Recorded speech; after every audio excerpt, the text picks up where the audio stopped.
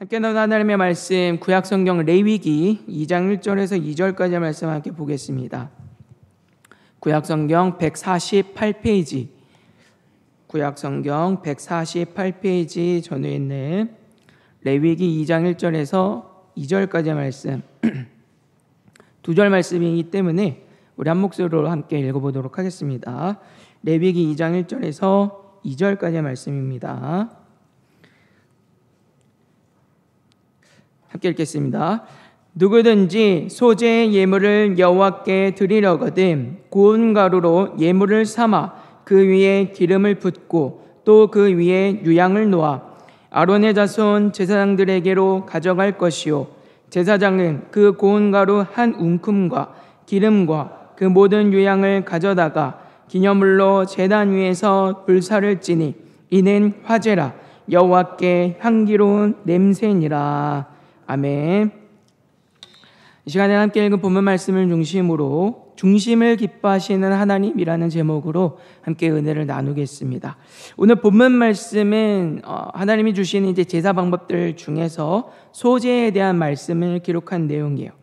소제가 갖고 있는 중요한 특징은 다른 제사들과는 다르게 희생 제물이 아닌 땅의 소산으로 하나님을 제사한다라고 하는 점입니다. 소제를 드리는 대표적인 제물은 곡식가루로 기름, 유향, 그리고 소금 이렇게 크게 네 가지를 함께 드리게 되어 있어요. 그래서 오늘 본문에서도 보시면 1절에서는 고운 가루, 기름, 유향을 말씀하고 있고 13절에 보시면 소금을 넣을 것을 이제 말씀합니다. 13절인데 이렇게 말씀합니다. 내 모든 소제물에 소금을 치라. 내 하나님의 언약의 소금을 내 소제에 빼지 못할지니 내 모든 예물에 소금을 드릴지니라. 아멘. 하나님께서 소금을 넣으라고 하시는 중요한 이유는 변치 않으시는 신실하신 하나님의 약속과 그 사랑을 우리로 하여금 기억하게 하는 것이고요. 그리고 그 은혜와 사랑 그리고 약속을 받은 자로서 우리가 하나님 앞에 그런 신실한 믿음의 사람으로 하나님의 백성으로 살아가기를 요구하시는 하나님의 뜻을 담고 있는 것으로 우리가 생각을 할 수 있습니다. 왜냐하면 소금은 제물의 변질을 막아주는 중요한 역할을 하기 때문이에요. 소재의 대부분은 곡식으로 드리는 경우가 많지만 한 해 처음에 나오는 핵곡식이나 기름, 포도즙, 그리고 과일즙 등과 같이 이제 가공한 식품도 하나님 앞에 소재로 드릴 수가 있었어요. 11절에 보시면 처음 가공한 소사는 그러니까 이를테면 이제 올리브 오일이나 아니면 뭐 기름, 포도주 이제 이런 것들은 하나님께서 누룩이나 꿀을 넣어도 된다라고 말씀하시지만 그러나 그게 아닌 것들 가공하지 않은 첫 열매 이런 거에는 하나님께서 누룩이나 꿀을 넣지 못하게 하십니다. 왜냐하면 누룩과 꿀은 식품을 가공을 할 때 필요하기는 하지만 그러나 이건 소재물을 발효시켜서 변질시키는 것들이기 때문이죠. 12절과 14절에서는 이렇게 구분을 하는데 먼저 12절입니다.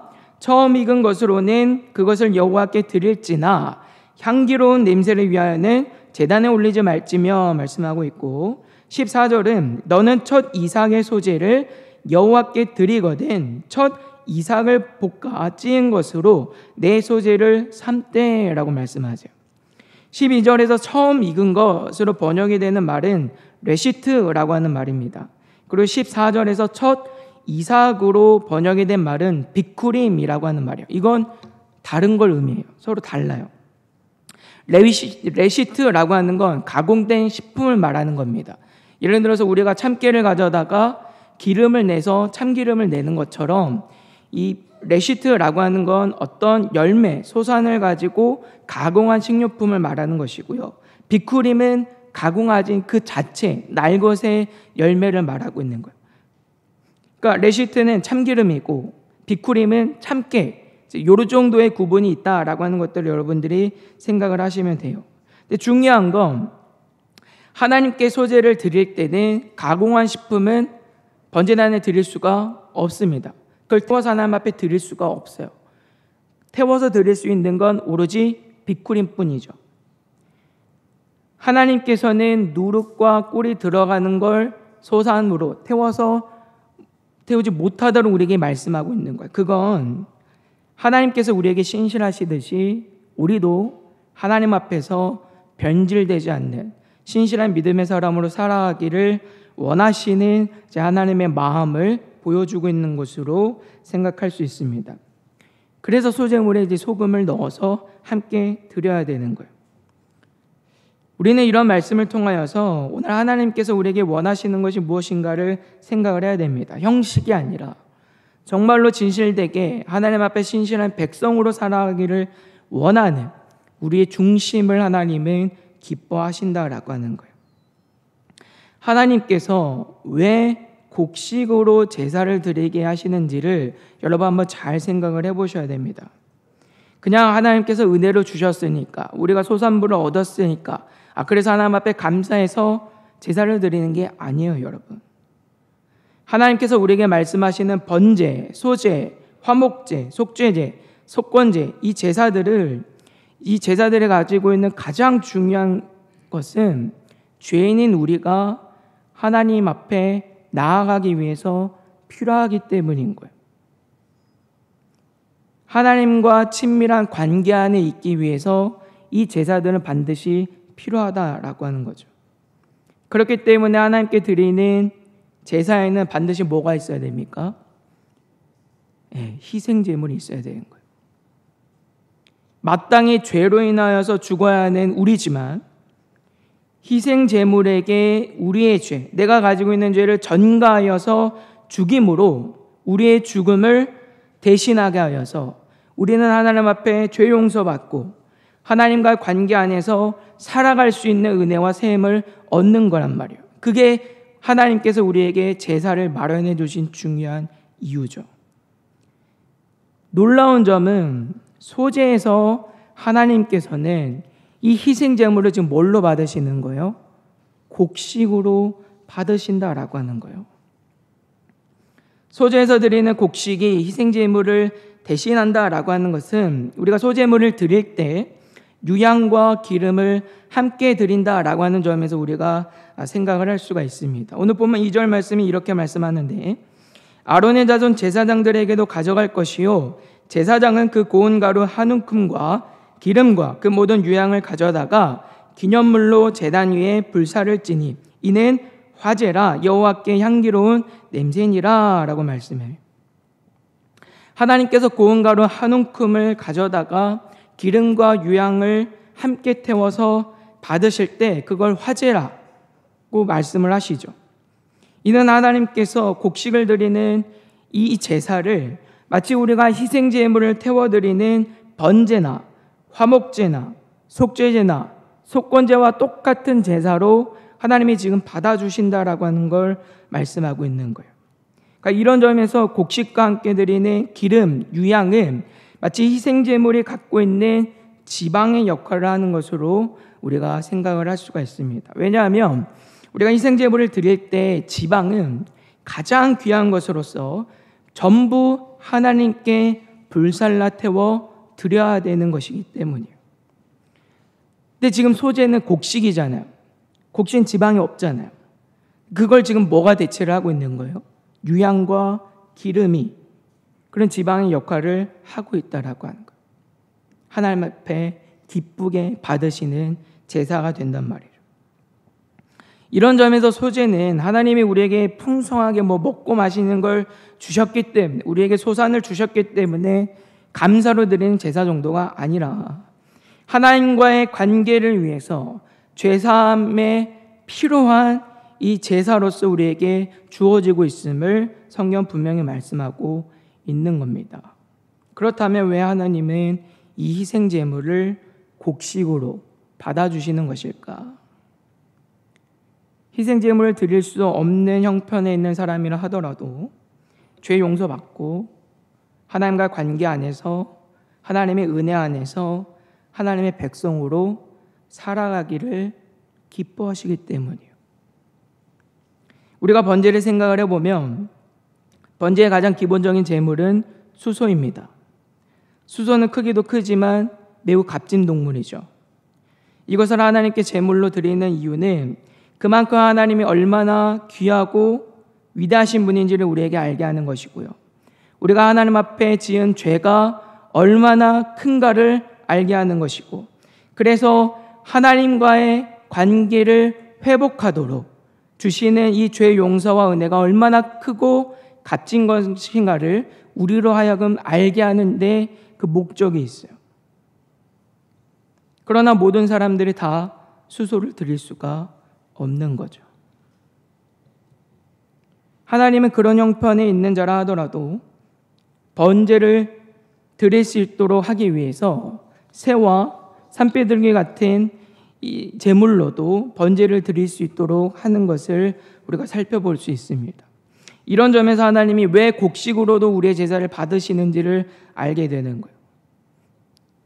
내가 번제로 산비둘기조차도 드리지 못하는 형편에 있는 사람이라 하더라도 곡식을 통하여서 하나님 앞에 제사함으로 죄 용서받고 하나님의 자녀로 살아갈 수 있는 그 은혜와 방편들을 하나님이 마련을 해주시는 거죠. 수소로 드리지 못하니까 다 죽어야 되겠습니까? 하나님 그거 기뻐하시는 게 아니란 말이에요.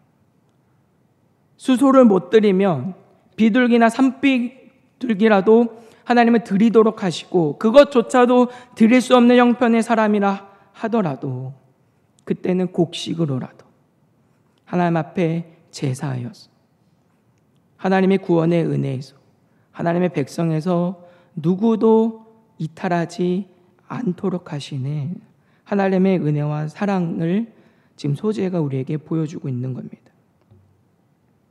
그래서 레위기 5장 11절 말씀에 보면 속죄제를 드리는 규례 가운데 소제로도 하나님께서 제물을 받아주시는 걸 우리가 볼 수 있어요.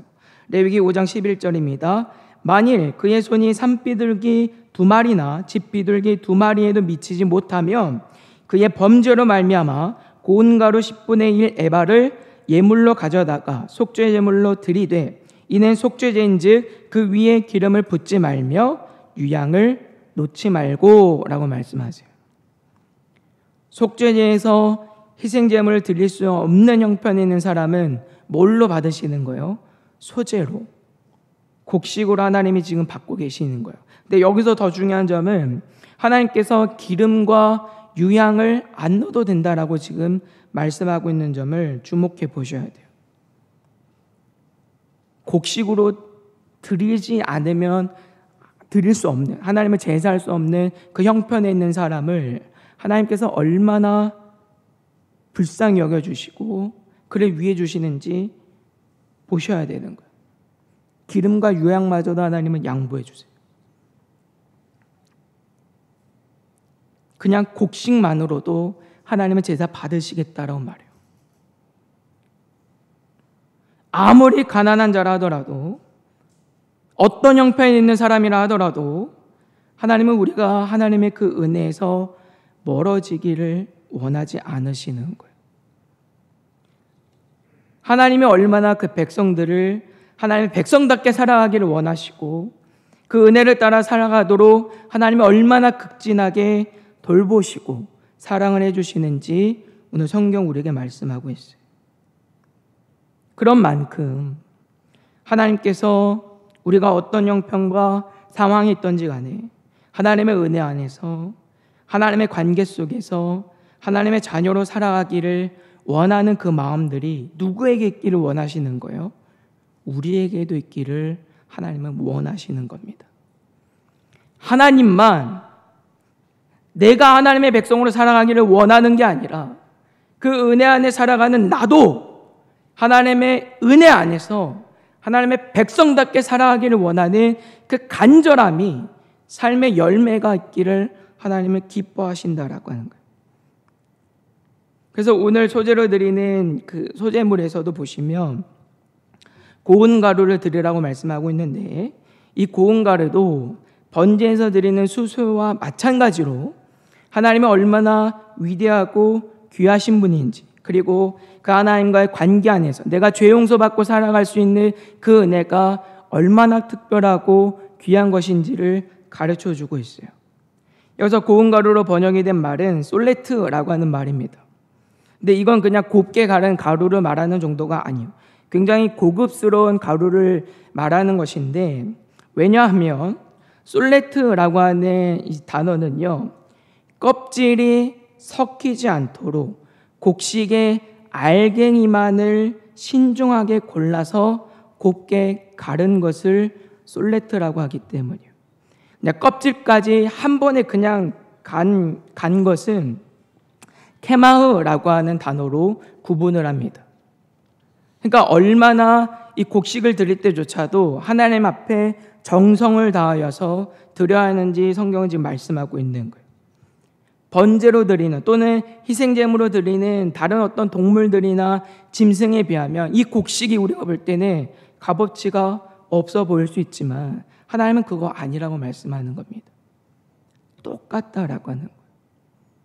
이 제사를 통해서도 하나님은 우리가 하나님 앞에 받은 이 은혜가 얼마나 귀한 것인지, 그리고 우리의 삶의 주인 되시는 그 하나님이 얼마나 위대하고 놀라운 분인지를 가르쳐주고 있는 거예요. 그것은 우리 모두가 한 사람도 빠짐없이 다 하나님의 백성으로 살아가는 일들이 얼마나 귀하고 복된 일인지 알아서 그 삶을 살아가기를 기대하고 소망하고 또 그렇게 살도록 하시는 하나님의 기뻐하시는 그 마음이 얼마나 큰지를 우리에게 보여주고 있습니다. 결론적으로 우리는 이런 말씀을 통해서 형식보다 우리의 삶과 우리의 중심을 기뻐 받으시는 하나님의 심임을 깨달아 알아야 되는 거예요. 하나님은 우리가 얼마나 많은 것을, 얼마나 값진 것을 하나님께 드렸는지 중요하게 생각하지 않으세요. 하나님께 중요한 것은 우리가 외적으로 얼마나 대단한 일을 했는지가 아니라 얼마나 그 하나님을 존귀히 여기는가. 그리고 하나님의 백성 삼아주신 이 은혜를 얼마나 귀하게 여기고 있는가. 그리고 내 삶에서 얼마나 하나님의 백성 자녀답게 살아가기를 전심을 다하고 있는가. 그걸 중요하게 여기신다라고 하는 거예요. 하나님께서 희생제물도 곡식으로 받아주시는 것은 제사의 형식이 중요한 게 아니라고 하는 것을 우리에게 분명히 가르쳐주고 있는 거예요. 이 제사를 드림으로 하나님께 죄 용서받고 하나님의 백성 자녀로 살고자 하는 그 봉헌자의 마음과 중심, 그 삶을 하나님께서 중요하게 여기시고 받으신다라고 하는 거죠. 비록 내가 하나님 앞에 희생제물을 드릴 수 없는 형편이지만, 그러나 내가 하나님의 은혜 안에서 살기를 바라는 자는 뭐라도 드리는 거예요. 소제를 드리는 거예요.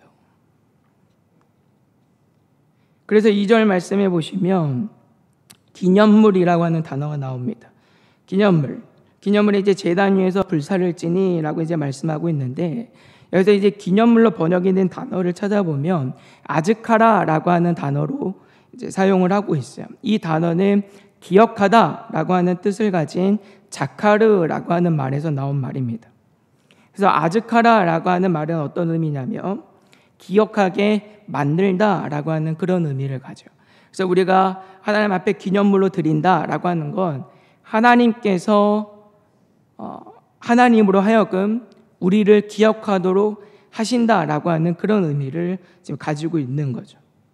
특별히 이 아즈카라의 어근이 되는 기억하다라고 하는 뜻을 가진 이 자카르라고 하는 단어가 하나님과 함께 사용이 될 때의 용례들을 좀 찾아보면 하나님의 구원의 은혜와 관련될 때 굉장히 많이 사용이 됩니다. 그러니까 하나님으로 하여금 기억하게 한다라고 하는 것은 하나님의 구원을 기억하게 만든다라고 하는 의미가 있는 거예요. 하나님이 우리에게 베풀어 주신 그 구원의 은혜를 누가 기억하시는 거죠? 하나님께서 기억하도록. 그건 어떤 의미가 있겠어요? 내가 하나님 앞에 구원받은 하나님의 백성으로 살아가기를 간절한 마음을 담아서, 간절한 소망을 담아서 하나님 앞에 드리는 제사라고 하는 그런 의미가 있는 거예요. 하나님께서 나를 백성 삼으셨다라고 하는 것을 잊지 말아달라고 하는 거예요.